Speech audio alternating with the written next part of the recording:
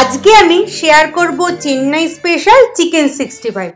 আমি কিভাবে বাড়িতে বানিয়েছি একদম ঘরোয়া পদ্ধতিতে। এই চিকেন 65 কে আমি আমার মতো করে করেছি, তবে এটাকে অথেন্টিক 65 বলে দাবি করব না। টেস্টে কিন্তু কাছাকাছি থেকেও একটু বেশি।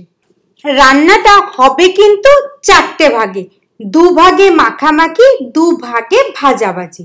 প্রথমেই চিকেনগুলোকে কিউব কিউব করে কেটে নিয়েছি।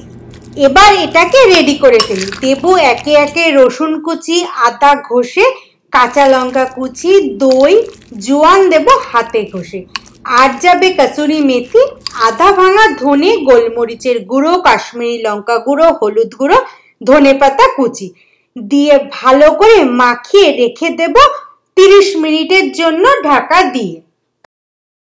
এবার আধ ঘন্টা পর তাতে দেব একটা ডিম, খানিক কারি পাতা কুচি, লেবুর রস, সামান্য চাল বাটা আর 2 চামচ মতো বেসন, আর সবশেষে দেব নুন যাতে জল না বেরিয়ে যায়। তারপর আরো একবার ভালো করে মেখে নিয়ে রেখে দেব 10 মিনিটের জন্য।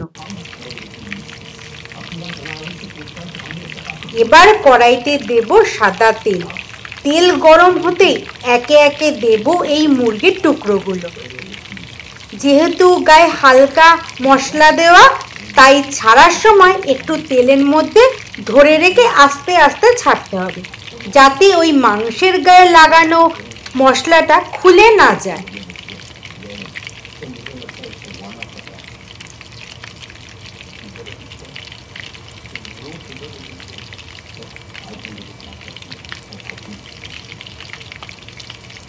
একে একে এরম বেশ কয়েক ব্যাচে ভেজে তুলে নেব। ভাজাটা হবে কিন্তু একদম মিডিয়াম আছে। এবার ওই ভাজা তেল থেকে দেব একটা প্যানে খানিক তেল, তাতে দেব বেশ খানিকটা রসুন কুচি, কারি পাতা কুচি আর কাঁচা লঙ্কা।